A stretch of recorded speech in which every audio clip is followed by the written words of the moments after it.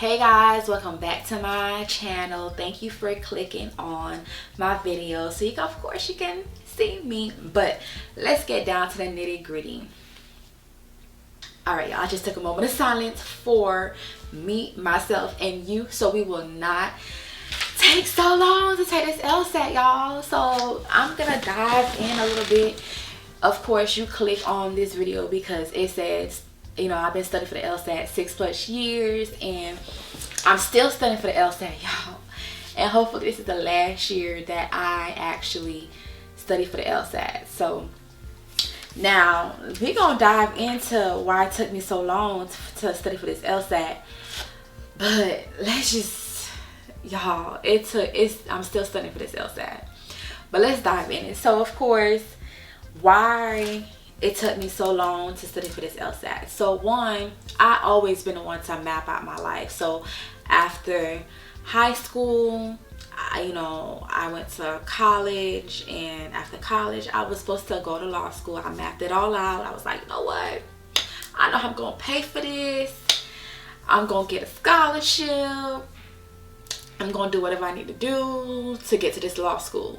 But of course it did not happen that way, y'all. But I'm not gonna get discouraged. So let's get into it.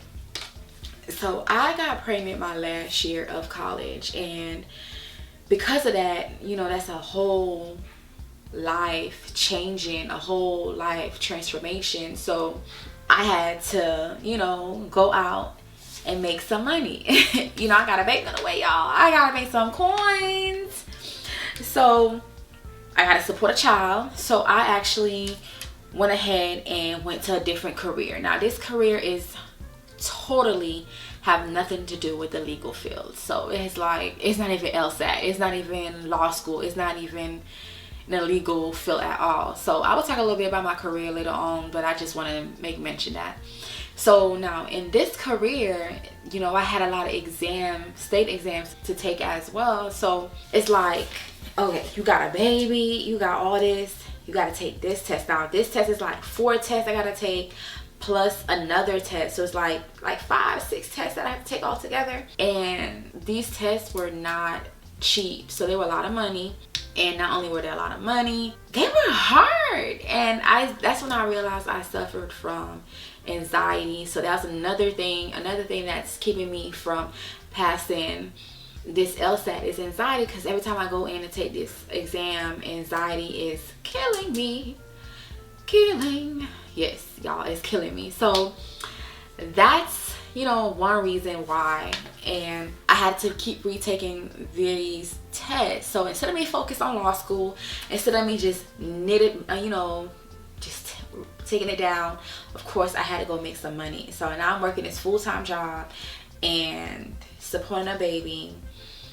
And then I got married. It's like, all of it came in. So now I'm a mom, I'm a wife, I work.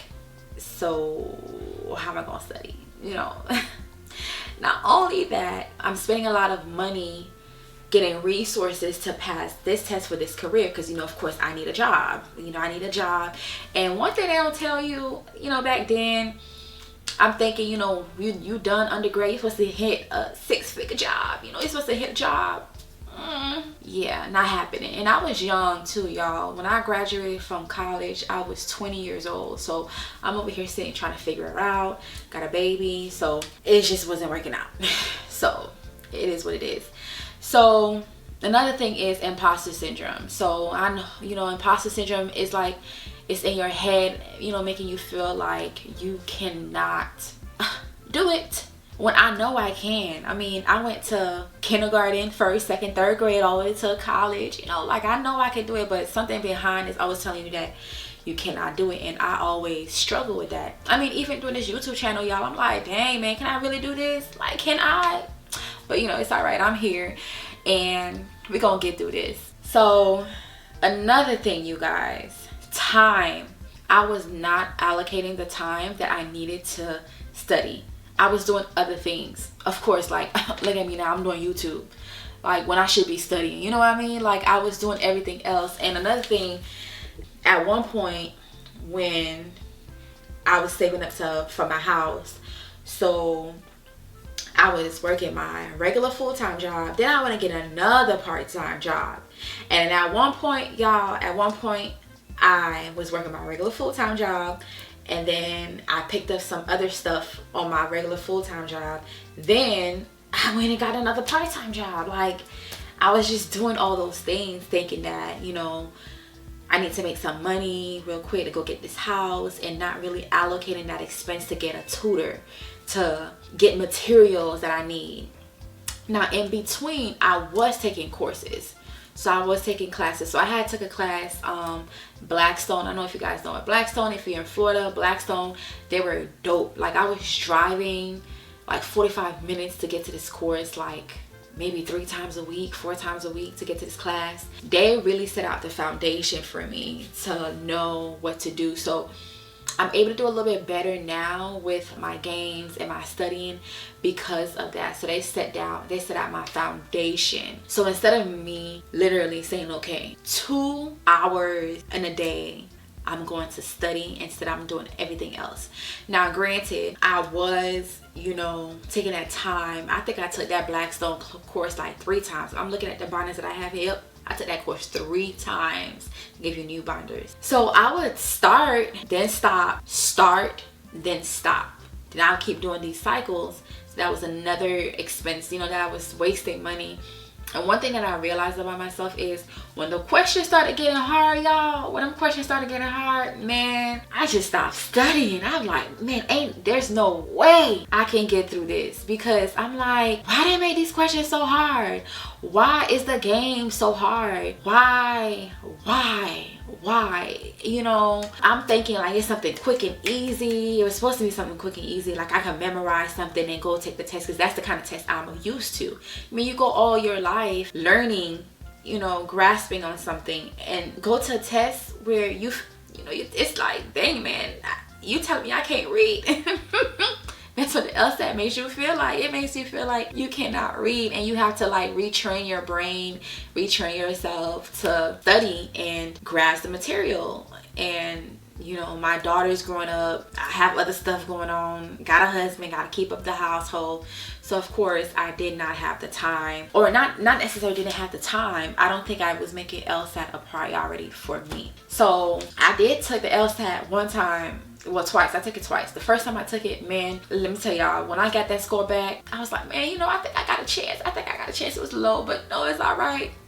I applied for the law school that I want to go to. And let me tell y'all something. I applied late to this law school, 1. 2, I kept harassing them. Like, y'all didn't even look at my application yet. Like, can y'all give me a little update? Update? To the point where, Miss Ma'am, they denied that application so quick after I kept harassing them.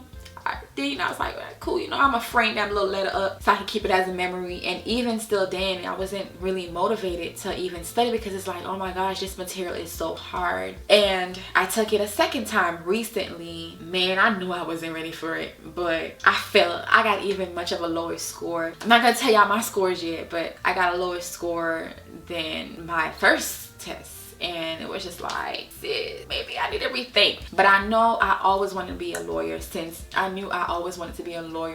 4th grade. So I just can't give up, y'all. You know, when you really know something is, you know, for you, and it's gonna be for you, and then you just gonna have to keep going.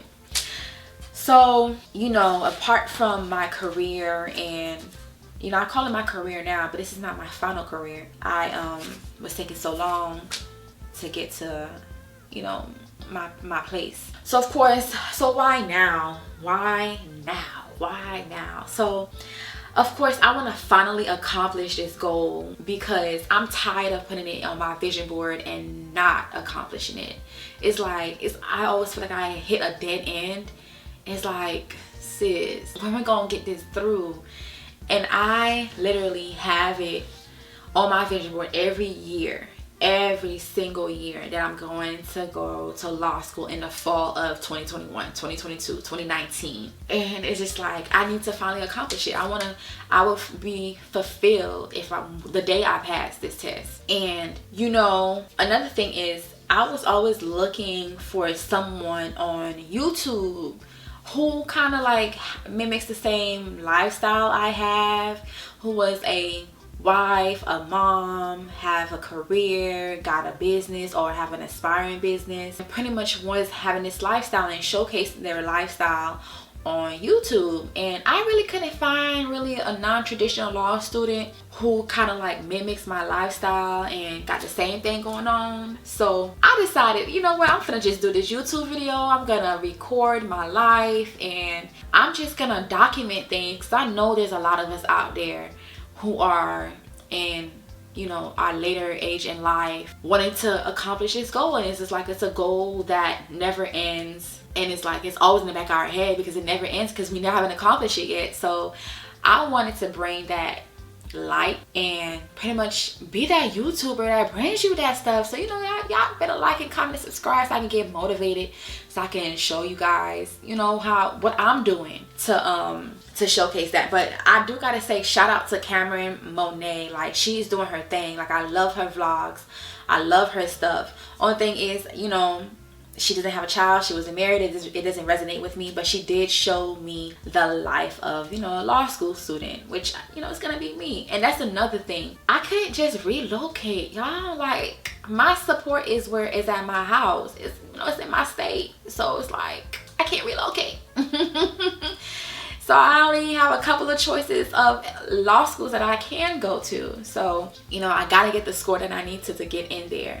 So, you know, I want to bring out this video so I can show you guys how I'm gonna balance out my lifestyle. So I got some upcoming videos to show you guys how I do it all. Another thing that I incorporate is studying 2 hours a day. So you do 1 hour studying, 30-minute break, and 1 hour studying. So that helps me out too, and I do a whole scheduling of how I do that. So that helps me out too. So hopefully I can take the test in March of 2023. I know it's a little late in the cycle, but the law school that I'm trying to go to, they'll still take my scores, so it don't even matter. Remember, I told you I applied late the first time. They denied me. Only reason why they denied me was because of my LSAT score, nothing else. My resume was great, everything was good, it was just that score. So it's all good. So, you know, some steps that I'm taking now to actually pass the LSAT is, you know, I'm setting up a schedule, I have a study plan, and I'm having boundaries, y'all. We gotta talk about a little bit about boundaries, because it's like my friend having a party. All right, girl, let me go support you. I'm gonna go to your birthday party. What I'm supposed to be studying, you know? Then it's like you got all these events and you gotta keep dating your husband, you guys. So I still gotta date my husband, and my daughter got other activities because I really don't want to take that out from her. So now I'm trying to really balance out this life, and I'm showing you guys how I'm doing it. And another thing is meal prep. So to cut off time from meal prepping, I mean not time from meal prepping, from time from looking and searching for food, I meal prep. So I meal prep the food. So I'm not coming home like, okay, like, let me go ahead and cook something right now, instead of, okay, let me get myself prepared to study. Of course, because you get hungry, y'all. You know, you don't want to go through work full time, and, you know, it's like, I gotta go cook. And it's like cooking or studying. You're gonna pick cooking, you know, because you're hungry. You got a family, you got kids, you're gonna cook that food. Okay, let's just be real. So another thing I'm incorporating in as well is exercise, because I feel like when I exercise, I feel much better. It gives me clarity, and it pretty much give me the momentum that I need for the rest of the day. It set the foundation. So you guys, yes, 6 years studying for this LSAT, but it's gonna be my last year because I'm not doing this again. This next test I take is gonna be the last that I do, and I know I'm gonna get the score that I need to, you know, move on and get to where I need. So, you know, hopefully that gives you a little insight of why it took me so long to pass the LSAT. Well, you know what, let me yeah, you're right, pass the LSAT, because that's what I'm going to do. I'm going to pass the LSAT next year. Okay, I'm going to show you guys what I do and some skills I do on the next video. So if you like what you see and you guys want to keep following me, you guys, so you guys can get a little bit of insight on how you guys can maneuver around the LSAT, just like, comment, and subscribe, and don't forget to hit the bell so when I drop another video, you guys can see it. Okay.